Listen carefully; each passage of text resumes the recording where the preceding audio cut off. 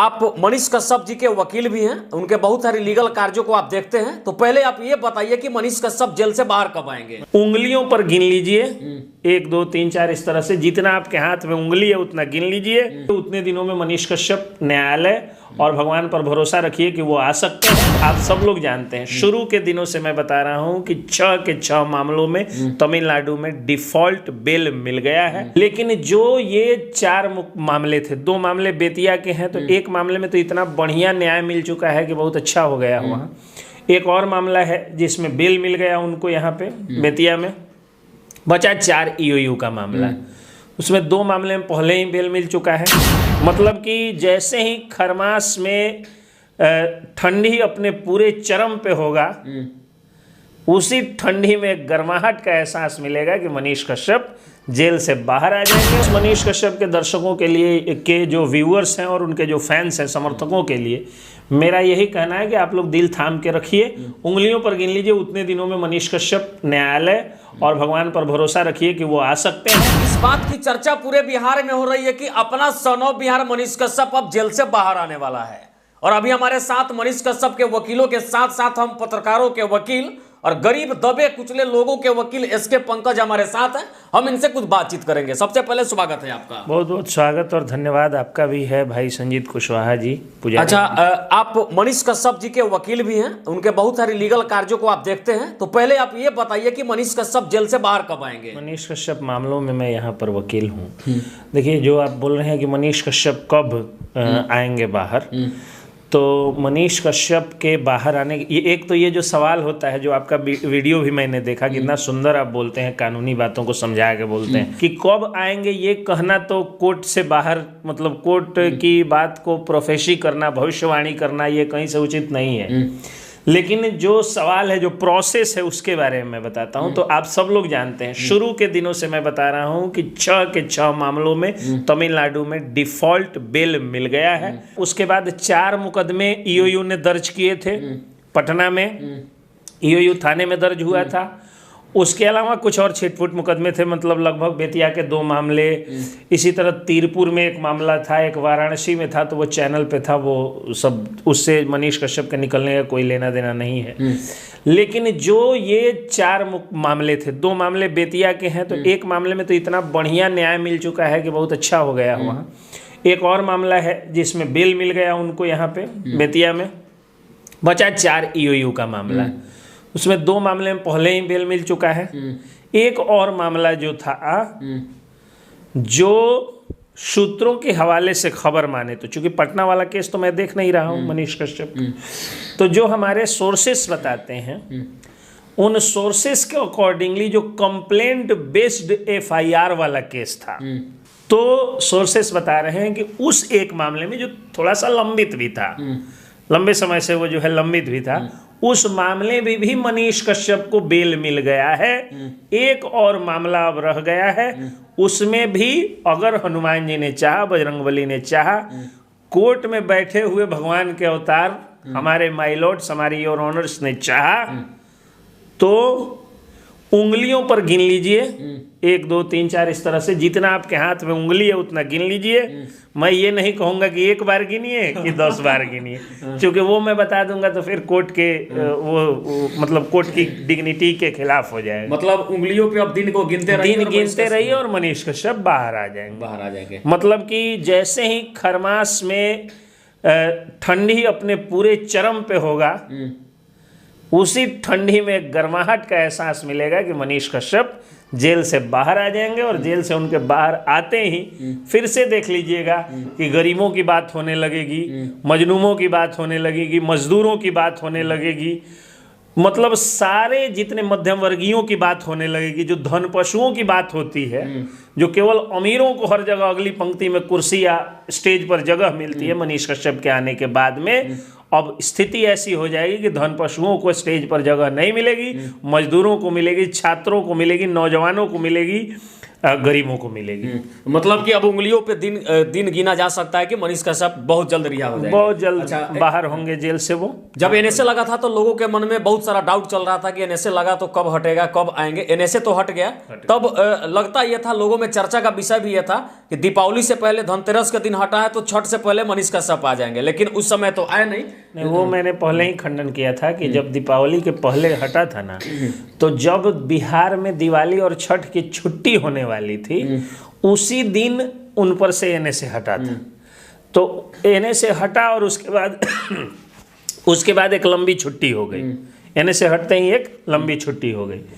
लंबी छुट्टी हुई, उसके बाद से तारीखें तो पड़ेंगी। मान लीजिए आप बेल फाइल करते हैं तो फाइल करते तो बेल मिल नहीं जाता है, पुलिस डायरी मांगी जाती है, केस डायरी मांगी जाती है, क्रिमिनल एंटीसीडेंट मांगा जाता है, आपको LCR मांगा जाता है, यानी लोअर कोर्ट का रिकॉर्ड मांगा जाता है। तो ये सब मांगने में जब जैसे मान लीजिए कि डिस्ट्रिक्ट एंड सेशन जज के यहाँ से या एडिशनल डिस्ट्रिक्ट एंड सेशन जज के यहाँ से कहा गया कि पुलिस रिकॉर्ड मतलब पुलिस डायरी मांगी जाए, केस डायरी मांगी जाए, तो केस डायरी आने में मिनिमम 2 दिन 3 दिन तो समय दीजिएगा ना, मिनिमम। ज़्यादा से ज़्यादा समय ले सकती है, और पुलिस किनके हाथों में ये भी सब लोग जानता है, तो क्यों भाई 2 दिन 3 दिन में दे?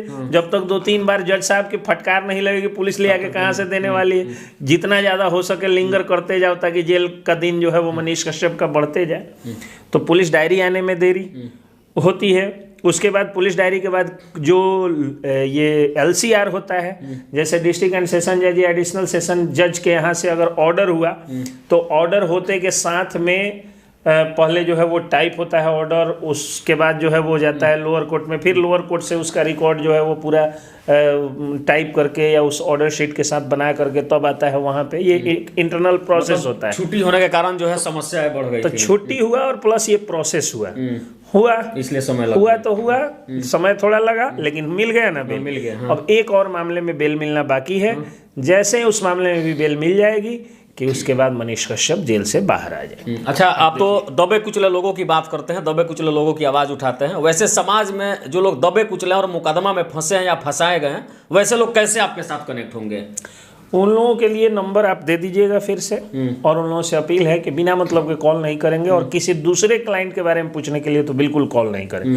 मनीष कश्यप केस में क्या हुआ, फलाने केस में क्या हुआ, ये नहीं पूछिएगा आप, क्योंकि हर क्लाइंट का अपना एक प्राइवेसी होता है। अपना समस्या हो तो आपकी समस्या हो आप कॉल करिए, आपके सारे समस्या को सुना जाएगा और आपका मुकदमा लड़ा जाएगा। अच्छा, जब मनीष कश्यप पे वीडियो बनता है या कोई अपडेट आप बताते हैं, हम बताते तो बहुत सारे लोग जो है विपक्ष में सवाल खड़ा करते हैं, वैसे लोगों के लिए क्या कहेंगे? वो खड़ा करना, विपक्ष करना आज जो है वो अधिकार है। आर्टिकल 19A के तहत उनका अधिकार है कि वो हमारा विरोध कर सकते हैं, हमारे बातों का खंडन भी कर सकते हैं, लेकिन भाषा की मर्यादा का ख्याल रखना चाहिए और ध्यान रखना चाहिए कि आप किसी सेक्शन को या किसी व्यक्ति को हमारे खिलाफ उग्र नहीं कर रहे हैं और हमारी मानहानि नहीं कर रहे। क्योंकि मानहानि करिएगा, किसी वर्ग को आप हमारे खिलाफ भड़काइएगा तो फिर आप पर मुकदमा होगा और कानून आपके खिलाफ सख्त से सख्त कार्रवाई करेगा। लेकिन अगर आप ऐसे विरोध कर रहे हैं तो आप कर सकते हैं, वो आपका संवैधानिक अधिकार है। दूसरी चीज़ की देखिए, विरोध उन्हीं का होता है जिसमें कुछ जान होती है, कुछ दम होता है। तो जाहिर सी बात है कि आज हम लोग एक गरीब परिवार के लोग हैं, एक मध्यम वर्गीय परिवार के लोग हैं। मैं आपका भी फैमिली हिस्ट्री जानता हूं, आप मेरा फैमिली हिस्ट्री जानते हैं। आज अगर हम लोग यहाँ तक पहुँचे हैं तो अपने व्यक्तिगत संघर्ष से पहुँचे हैं। आप जो है वो जब मूछ का जो है वो आपका ये नहीं हुआ था, मतलब मूछें भूरी होंगी या नहीं भी हुई होंगी, उस समय आपके कोचिंग में जो है वो हजारों विद्यार्थी पढ़ते थे। उस समय आपके कोचिंग के बच्चों ने 20-20 रुपये इकट्ठा किया था तो बाइक हो गया।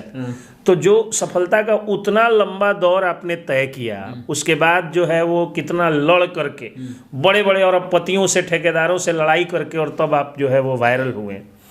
तो आज वायरल हुए, आज आप ठीक ठाक जीने खाने भर का आप भी पैसा कमा रहे हैं और हम लोग भी कमा रहे हैं, जिसमें हम लोग जो है अपने रोजी रोजगार या जीवन को अच्छे ढंग से चला लें।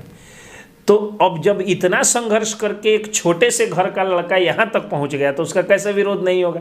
और धन पशु लोग जो हैं वो अपने चमचों की एक लिस्ट पैदा कर देते हैं। वो लोग क्या करते हैं कि पैसा दे दे करके और कुछ चमचे पैदा करते हैं कि इसका विरोध करो, तो उनको नहीं रोका जा सकता है, बल्कि ये उनकी बौखलाहट दर्शाती है, धन पशुओं की बौखलाहट दर्शाती है। धन पशु का मतलब समझते हैं, वो व्यक्ति जिसके पास धन तो है लेकिन बुद्धि पशु के समान है, मतलब शिक्षा दीक्षा नहीं है, जाहिल अमीरों को मैं कहूँ। तो धन पशुओं के फौज जो है, धन पशुओं की फौज जो है, चमचों की फौज जो है, चमचा, चाटुकार, तलवा चटवा, झंडा ढुआ, इन्हीं लोगों के लिए कहा जाता है ना, जो अच्छे लोगों का विरोध करते हैं, विद्वानों का विरोध करते हैं। वरना इनको दम होता तो ये पुजारी मीडिया का या किसी या ये मनीष कश्यप का या सच तक का या किसी भी व्यक्ति का विरोध करने से ज़्यादा अच्छा था कि ये किसी जमीन के दलाल का विरोध करते, किसी शराब माफिया का करते, किसी गुंडा माफिया का करते, किसी हथियार के सप्लायर का करते, किसी घुसखोर बाबू का करते, किसी घुसखोर हाकिम का करते। उनका विरोध करने की तो इनकी औकात है नहीं, तो सोचते हैं कि भाई संजीत कुशवाहा का विरोध कर दो, कुछ टीआरपी मिल जाएगी। अच्छा, वीडियो के अंत में मनीष कश्यप के जो चाहने वाले लोग हैं, मनीष कश्यप जब जेल से रिहा होंगे तो उनके दर्शकों के लिए क्या कुछ संदेश? बस मनीष कश्यप के दर्शकों के लिए, के जो व्यूअर्स हैं और उनके जो फैंस हैं, समर्थकों के लिए मेरा यही कहना है कि आप लोग दिल थाम के रखिए, उंगलियों पर गिन लीजिए उतने दिनों में मनीष कश्यप न्यायालय और भगवान पर भरोसा रखिए कि वो आ सकते हैं। लेकिन आप लोगों से यही मतलब नम्र निवेदन है कि जब पेड़ में फल लगता है तो वह झुक जाता है। तो जब मनीष कश्यप बाहर आए तो 1 महीने तक कोई सुगबुगाहट नहीं होने दीजिएगा। आप लोग उनसे मिलने की बिल्कुल कोशिश मत करिएगा, क्योंकि वो जेल से बाहर आएंगे और वो क्या करेंगे वो उनकी रणनीति उनके आने के बाद वो बनाएंगे। तो आप लोग बिल्कुल नहीं मिलने की कोशिश करिएगा, कुछ फेसबुक पर उग्र पोस्ट नहीं डालिएगा, कहीं कुछ मत करिएगा। खुशी मनाने में कोई पटाखा फोड़ना, अबीर गुलाल, ये सब कुछ नहीं करिएगा, क्योंकि ये करने से आपकी और उनकी परेशानी बढ़ सकती है। एक चीज मैं आप लोगों से यही कहूँगा कि मजदूरों के लिए पेंशन स्कीम की शुरुआत करने की आप लोग डिमांड शुरू कर दीजिए, एक हैशटैग चला दीजिए, पेंशन फॉर लेबरर्स, LPS, यानी लेबरर्स पेंशन स्कीम का आप लोग हैशटैग चलाइए, ट्विटर पर ट्रेंडिंग करिए, फेसबुक पर डिमांड करिए। और मनीष कश्यप अगर आएंगे तो हम लोग उनसे बात करेंगे और बात करके मजदूरों को पेंशन दिलवाने की, मजदूरों के स्वास्थ्य बीमा की, मजदूरों के जीवन बीमा की, मजदूरों को वो हर सुविधा जो सरकारी नौकरी वाले को मिलती है। आप हमको कम पैसा दीजिए चलेगा, हम ये नहीं कर रहे हैं कि हमको 80,000 रुपये का महीना दे दी। जो हम 500 रुपया महीने रोज कमाते हैं वो हम कमाएं, लेकिन अगर हमारा हाथ पैर टूट गया तो हमारे लिए जो है कोई बीमा होना चाहिए, इलाज की व्यवस्था मुफ्त में होनी चाहिए। अगर हम मर गए तो हमारे लिए कम से कम 25 लाख रुपए का बीमा होना चाहिए। और अगर हम बूढ़े हो गए, अगर हम रजिस्ट्रेशन करा लिए और 20 साल तक अगर मजदूर के रूप में काम कर लिए तो हमको कुछ पेंशन स्कीम भी हमारे लिए चाहिए, व्यवस्था होनी चाहिए। चलिए, बाकी आप एसके पंकज को सुन रहे थे जो हमारे साथ थे। मनीष कश्यप प्रकरण पर मैंने चर्चा किया, इन्होंने बताया भी कि वो कब जेल से बाहर आएंगे। बाकी वीडियो के अंत में आपका विचार क्या कहता बताइएगा, हम आपके प्रतिक्रिया का इंतजार कर रहे हैं। जय हिंद, जय बिहार। जय बिहार।